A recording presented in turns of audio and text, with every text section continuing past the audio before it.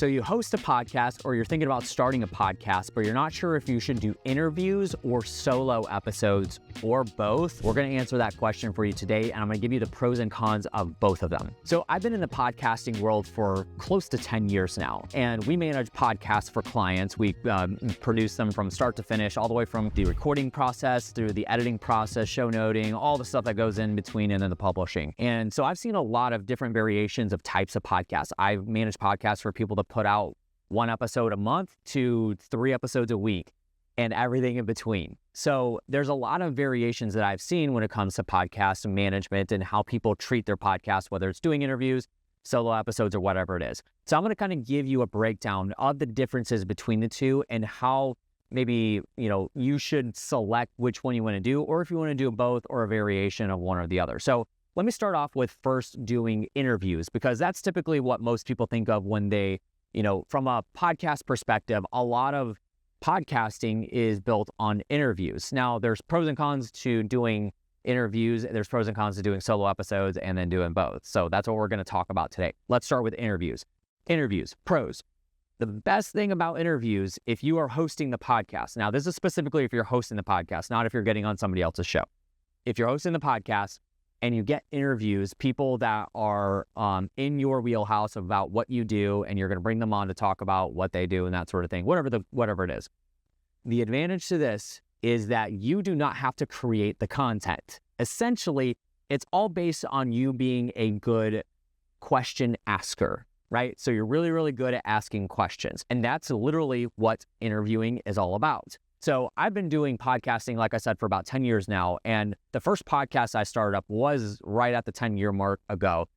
And we were basically sitting in an office and talking. It was me and a host, and we were just talking back and forth. And we started getting guests on the show to interview them. And I quickly realized that the art of interviews is how good the interview is going to go is how good the questions are. Now, back then, it was all about making sure I did research on my guest and really niching into what they were really, really good at and expert at, seeing what other podcasts they had done, and then asking them questions, not specifically about that, because then they're already, for me, I want to ask questions that they never really thought of before, right? And pull stuff out that they don't talk about much that's out there, because I want my podcast to be unique. So the awesome thing is you don't have to spend a whole lot of time up front creating and prepping for creating the content, because your guest is going to create content. To me, it's all about making sure you ask the good questions. Now, of course, nowadays we have ChatGPT and AI and that sort of thing. So my advice would be saying do your own research and digging on the guests that you're going to get on the show. Make sure it's appropriate for your show. Make sure it's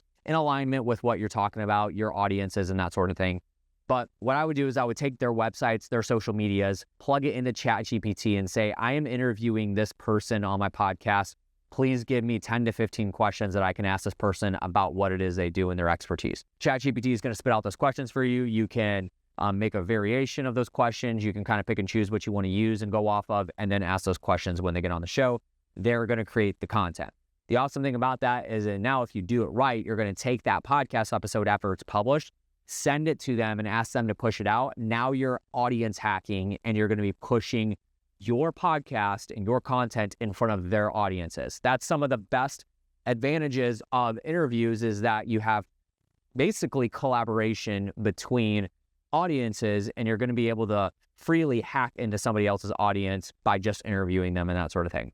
So you're introducing them into your ecosphere because you got that person to be a guest on your show and you're asking them questions and that sort of thing. So obviously that's a big advantage. The disadvantage to interviews is scheduling. If you've ever been on a podcast, or maybe you've hosted a podcast, you know how difficult it can be to line up guests to be on the show. Now, depending on your network, for me, I'm a part of a couple of mastermind groups. So if I really needed to get an influx of interviews on the books for my podcast, I would literally just take my booking link, post it into the group, into the Facebook group that I'm a part of, and say, hey guys, I need 10 people to book a podcast for me to interview them on my show because I'm running low on guests.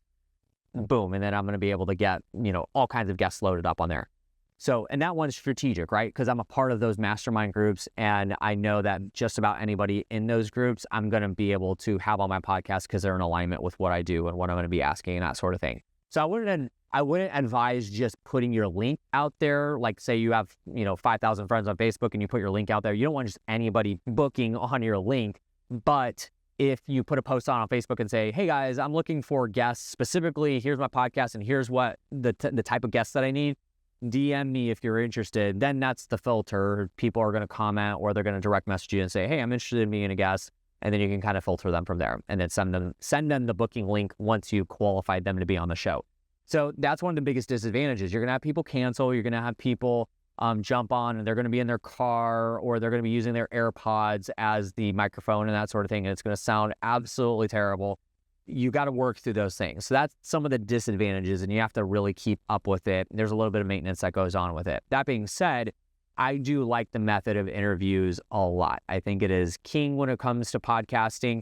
However, one of the disadvantages that will lead us right into the next topic is that you, depending on the type of format the podcast is, you don't get a whole lot of opportunity to establish your expertise and credibility. That's one of the biggest disadvantages because you're interviewing the guests and you're establishing their credibility and authority and you're just asking questions, right? So anybody can ask good questions. It is an art form, but anybody can really ask good questions. You're not doing a good job of establishing your authority. Now, obviously you can get feedback. So if a guest says something and you're like, hey, I got something else to say on top of that, or here's my reply to that, you can build up a little bit that way. You can build up a little bit of steam with the credibility replying to people. However, the point of getting the guests on the show is to highlight them, not you. So that leads us into the next part of this, which is the solo episodes. And then we're going to talk about what you should do. Solo episodes. The con to it is, it's literally like opposite. The con to it is that you have to create all the content yourself. So you're the only one on the show. You're the only one that's looking dead in the camera. There's nobody behind it. You're not talking to anybody. You're literally just talking to the camera, pretending it's the audience. That's the disadvantage. You have to create all the content for that. Now, if you've done it for more than enough times, it can become easier and easier over time. For example, I'm doing this video right now. There's nobody listening except for my 3 dogs that are laying around me right now. And those are the only beings that are actually like listening to what I have to say live right now. I've done this for a very long time. I've recorded content for a very long time. So it's something I've had a lot of practice with. So it's easy for me to just take one topic and then just go like ad lib, just literally get it all out in one foul swoop. Maybe I take a break and a breather in between here and now, but for the most part, I can get it all out at once because I really know my stuff. I know what I'm talking about, so I could talk about it all day long. And I just pretend that I'm looking somebody in the eyes and talking to them at that point. But for some people, it's difficult to get over. So if you can get over that, get over it, and then just talk. But the disadvantage is you have to create the content. There's prep work that goes into it. You're going to have to, create your outlines and stuff like that and then really get it out.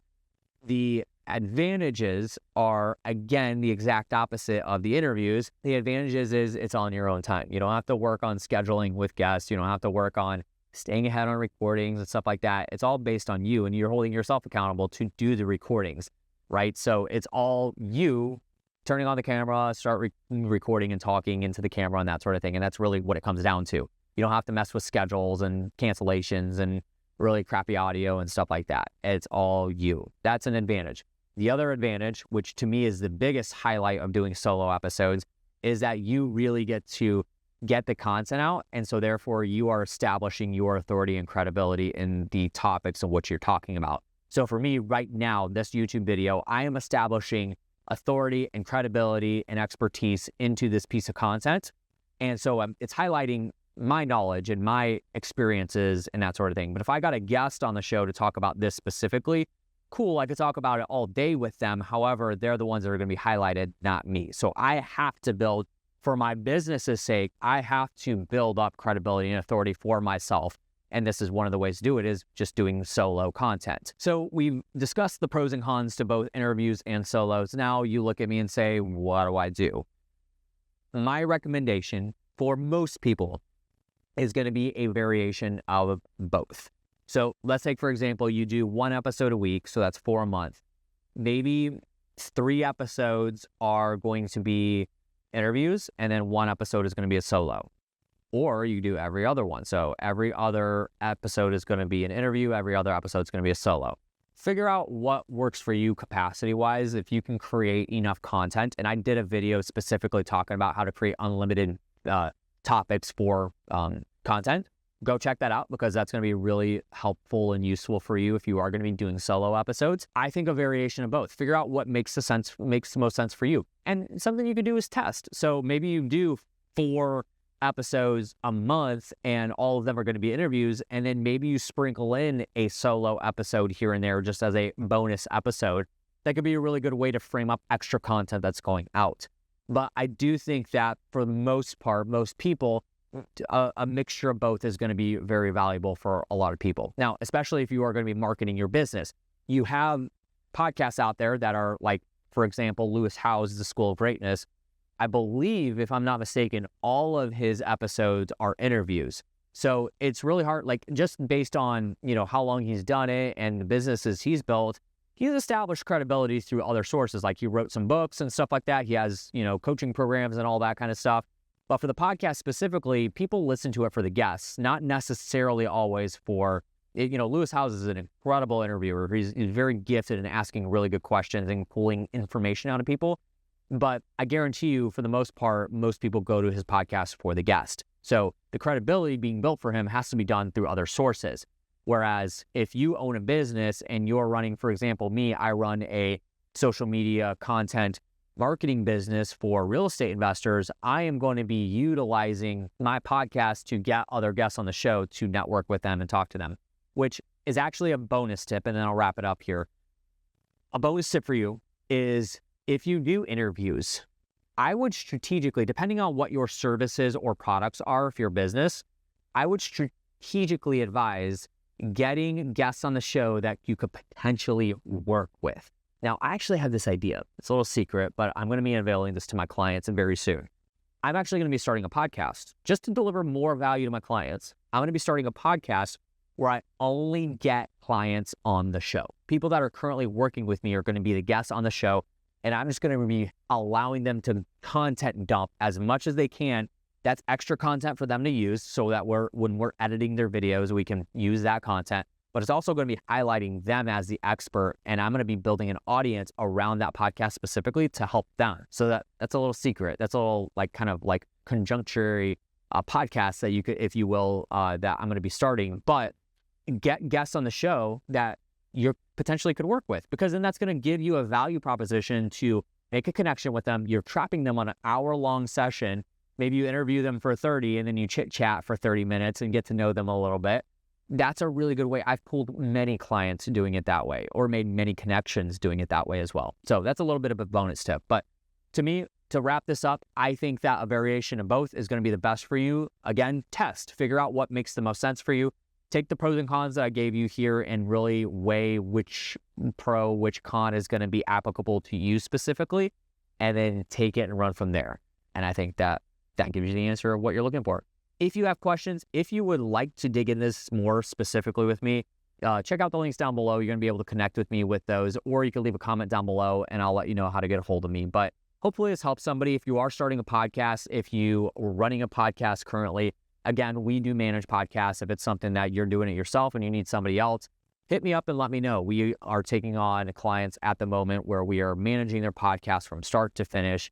And it is a easy, no hassle process for you specifically. So that's going to do it for today's video. Thank you so much for joining in and listening and hanging out with me for a little bit. Make sure you subscribe to the channel if you haven't already. And also leave a comment below if you have any further questions or any topics you would like me to cover. That's going to do it. See you guys.